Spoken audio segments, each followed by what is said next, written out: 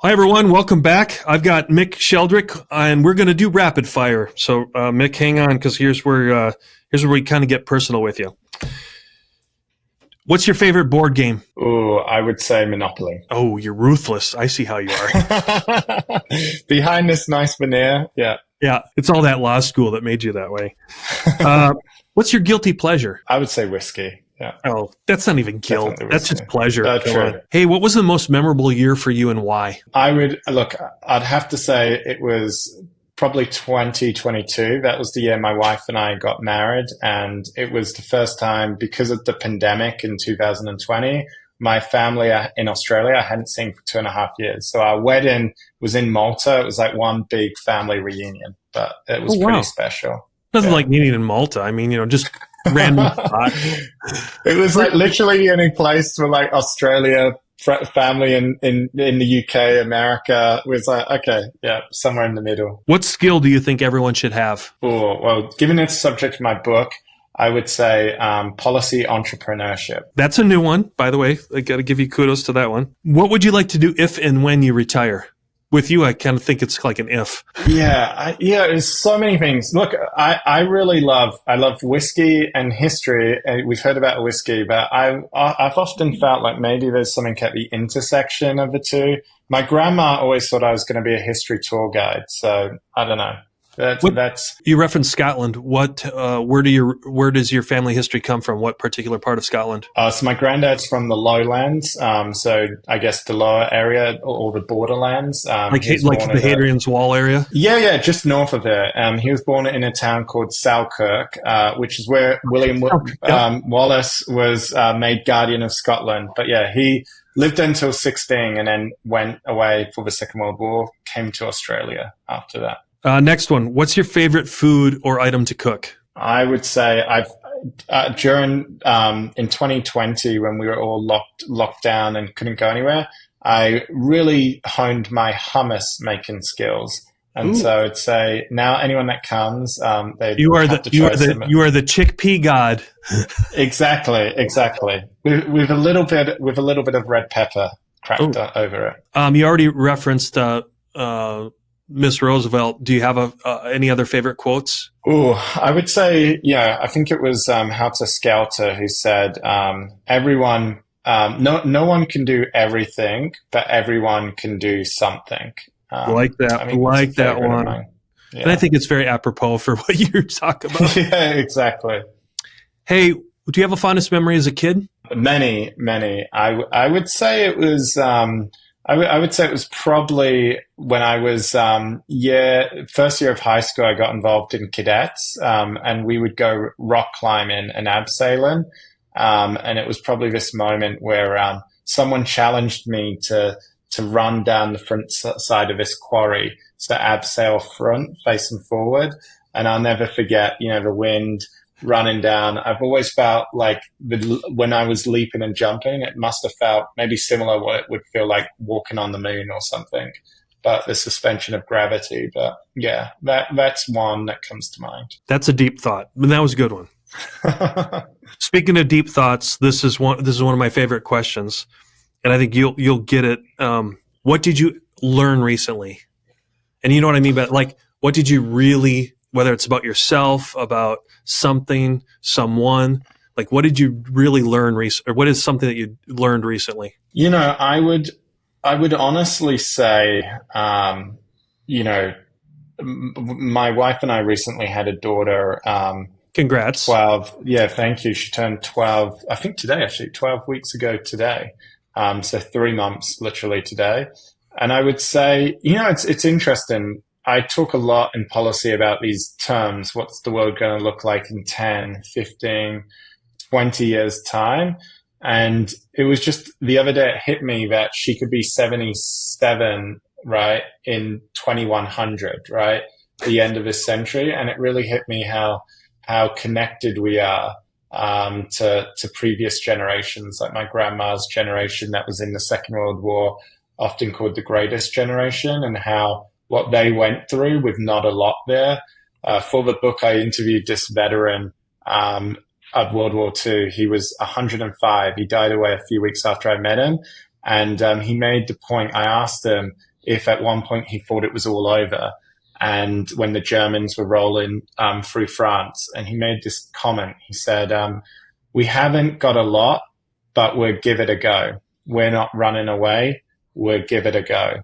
And yeah, I think I feel a sense of connection to that, especially given we've probably got so much more in terms of the resources today that the least we can do is give it a go. What occupation, other than what you went into, would you have liked to have tried, or maybe that you were destined for? Maybe history teacher, something like that. Come on, the obvious one. You weren't going to be a lawyer? I honestly don't know if I would have made a good lawyer. Like reading contracts and all of that. Like, you know, it's fine, but I like to make friends as well. Lawyers there you have go. a good track record of making friends. Here's one. How do your parents describe what you do? That's an interesting question. He's a rock star. He puts rock, you know. Judging by the amount of so last year in Perth, Coldplay came to WA for the first time ever, and no A-list artist usually comes to Perth. Judging by the amount of ticket requests I got from my parents' friends and family to go to the Coldplay concert, maybe I have a pretty good idea of how they probably describe it. There you go. You're a ticket pimp. Exactly. Who's your favorite person in the world right now, and why? You know, it's interesting. I would honestly, yeah. There's so many people in the book I interviewed and had access to. You know, one leader who I look up to, who people probably wouldn't think much of him based on his public persona, is Ban Ki-moon, who was the former Secretary General of the United Nations. You know, he kind of has this public persona of being quiet. You know, he's not very loud, publicly spoken, but he told me some incredible stories about meeting with the likes of George W. Bush, Obama, and I've seen him, when you get behind the door, how forceful he is and how persistent and how resilient he is. And I think he's a great example of not judging a book by its cover, and how effective someone can be behind closed doors. But yeah, he brought out his own memoirs, but I definitely respect him a lot, and I've learned a lot from him. Yeah. What would you like to be remembered for, Mick? I would honestly say, like, of course, as a policy entrepreneur, that's the term I'm leading into. But if I could be remembered for these 8 principles, and better yet, if people embrace them and create their own impact in their communities, that would make me really happy. Yeah. What is the one crazy thing you'd like to do if there were absolutely no consequences? One crazy thing I would like to do without any consequences. And no, don't say jump out of an airplane. That's the proverbial answer. No. Okay. I wasn't thinking of that. I would honestly love to. I think I would love to do something like either a big walk or a big bike ride. My sister once rode to fundraise for water security efforts from France to China, and I've always been jealous and felt she achieved far more. So I would love to do something like, you know, travel around the world in, like, as the book said, 80 days, you know, or bike from the UK to Russia, something crazy like that. I don't know how I would go physically wise, but yeah, something like that. Yeah. Well, just like your World War II veteran, you just got to exactly. We'll give it a go. Give it a go. Exactly. All right, I think you answered this, but I in a subliminal way before. But what sport would you compete in if you were in the Olympics? Australian rules football. Yeah, me and no one else. That would be one way. Just the Australians. That would be one way to ensure we got gold. Look, honestly, I think it would be running. Like, I think it would be like the 400 meter or something like that. I was always bad at running, like, and never cracked it. So I think, honestly, if I could figure out how to run, I'd be pretty happy with that. Okay, final one, and I'll let you go today. What are you reading or listening to right now that the audience would find, you know, entertaining or want to pick up a book or read as well? So I'm listening to this great podcast. It's MAC 2 Bleu? Thank seasons. you. Oh, of course, after yours.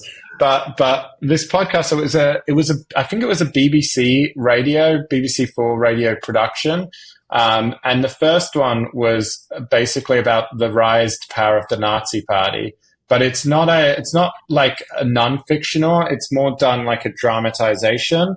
And so it's like a drama audio.